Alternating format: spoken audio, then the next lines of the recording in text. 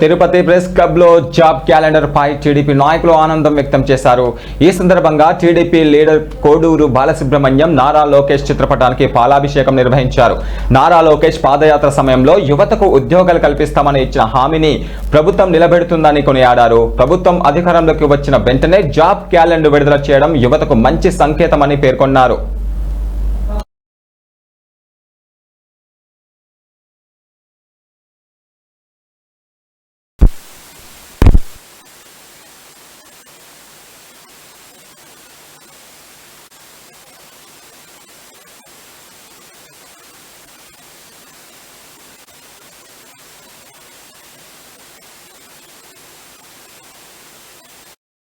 పర్వదినాన నిరుద్యోగ యువకులకు ఒక అద్భుతమైన అవకాశం.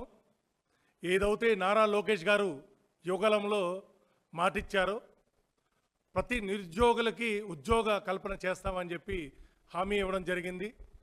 పాదయాత్రలో ఆయన ప్రతి వర్గాన్ని ఒక మెసేజ్ పాస్ చేయడం జరిగింది. ఆ రోజు నిరుద్యోగ యువతకి ఒక భరోసా కల్పించడం జరిగింది.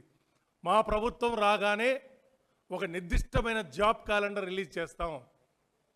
పండగలు తేదీ మారచ్చేమో కానీ ఏదైతే జాబ్ క్యాలెండర్ డేటు మేము ఇచ్చిన తేదీనే పెడతాం, మేము ఇచ్చిన ఉద్యోగ అవకాశాలు ప్రతి ఒక్కరికి కలగజేస్తామని చెప్పి ఆ రోజు నారా లోకేష్ గారు ఏదైతే మాట ఇచ్చారో ఆ మాట నిలబెట్టుకున్నారని చెప్పి ఈరోజు ఆయనకు పాలాభిషేకం చేసి మా యువత రుణం తీర్చుకున్నాం. ఎందుకంటే ఆయన యువత భవిష్యత్తు ఎలా ఉండాలో, ఒక దేశ నిర్మాణం ఎలా ఉండాలో లోకేష్ బాబు గారికి చాలా చక్కగా తెలుసు. ఈరోజు ఉద్యోగ అవకాశాలు కలగజేయాలి. ఆంధ్ర రాష్ట్రంలో ఏ నిరుద్యోగి కానీ పక్క రాష్ట్రాలకు వెళ్ళకూడదు.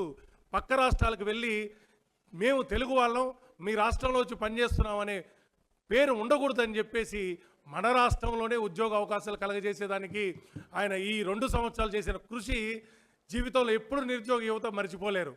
నిన్న చూసాం ఎస్వి యూనివర్సిటీలో భారీ ఎత్తున విద్యార్థులందరూ వచ్చి పాలాభిషేకం చేశారు.